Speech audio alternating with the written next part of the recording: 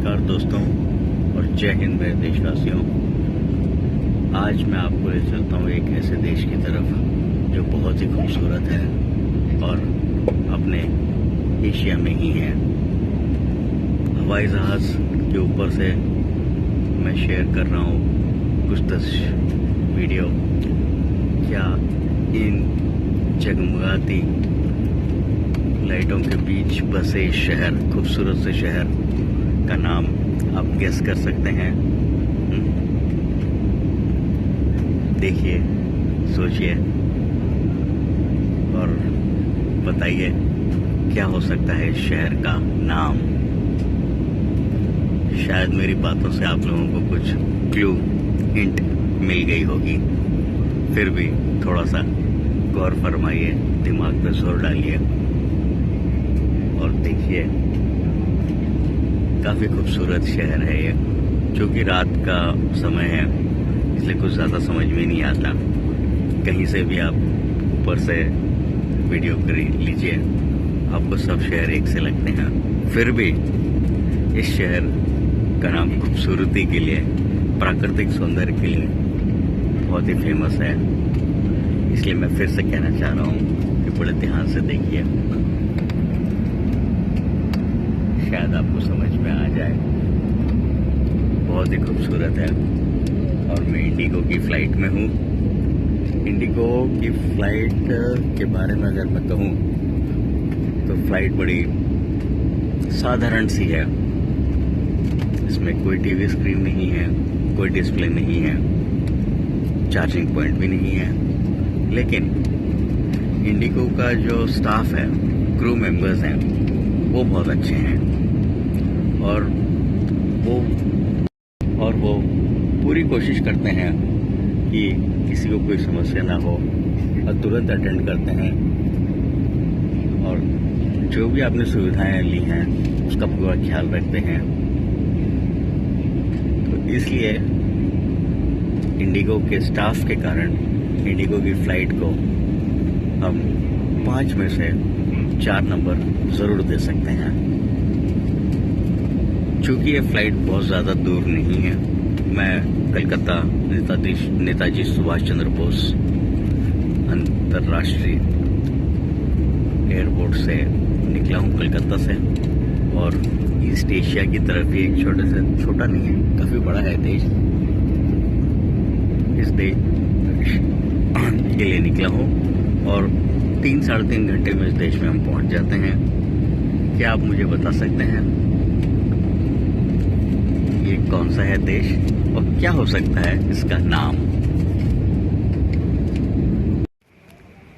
तो देखते जाइए दोस्तों, आज हम कहाँ पहुँच गए हैं। अभी तो मैंने इस देश का नाम आपको बताया नहीं है। मैं चाह रहा हूँ कि आप खुद ही थोड़ा सा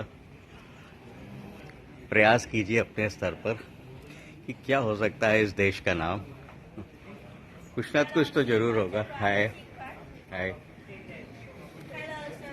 हेलो। चलिए देखते हैं क्या है इस देश का नाम। चलिए हम लोग यहाँ पर पहले लेते हैं एक सिम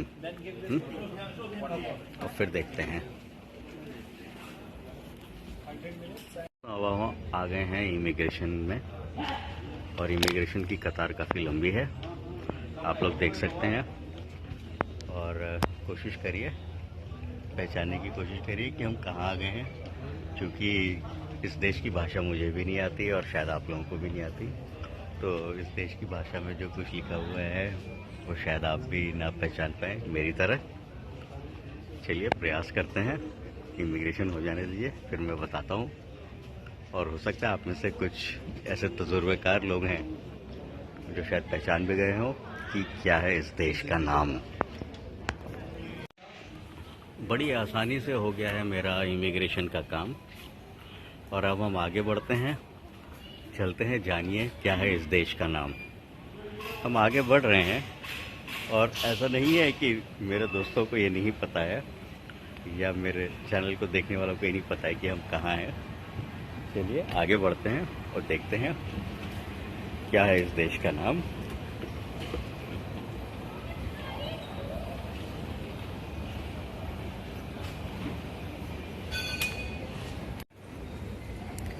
बड़ी आसानी से हो गया है इमिग्रेशन और निकल आए हैं अब हम इमिग्रेशन के बाहर।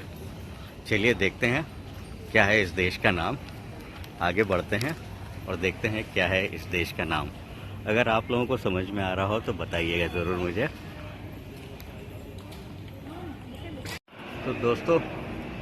तो दोस्तों हम लोग पहुंच गए हैं आज एक ऐसे नए देश में जो कि बहुत ही खूबसूरत है और अब मैं बताता हूं इसका नाम। ये है वियतनाम।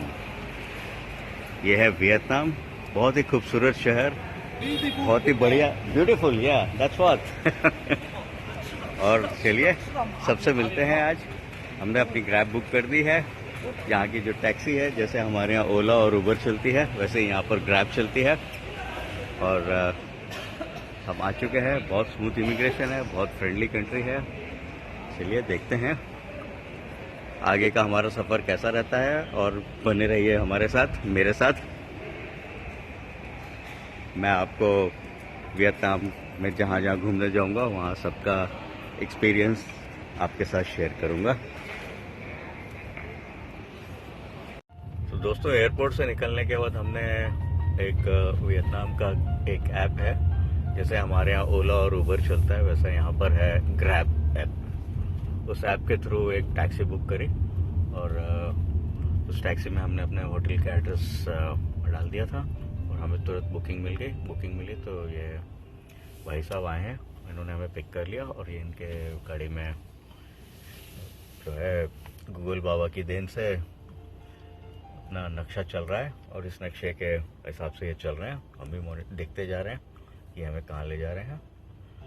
और चूँकि ये रात का वक्त है और ग्रैब और चाहे उबर कोई भी टैक्सी सर्विसेज हो, उनका एक अपना अलग रेट चलता है उनकी बुकिंग के हिसाब से। तो इसमें कोई श्योरिटी नहीं है, लेकिन फिर भी जो हमें बुकिंग मिली है वो मिली है 1,40,000 डोंग की। और 1,40,000 डोंग में आप 300 का भाग दे दीजिए, उसको 300 से डिवाइड कर दीजिए तो अपने भारतीय मुद्रा में आपको उसका मूल्य मिल जाएगा।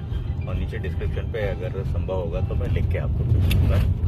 और चलते हैं, पहुँचते हैं हम अपनी होटल और फिर आगे बातचीत करते हैं। बहुत ही सुंदर शहर है, अनूठा शहर है।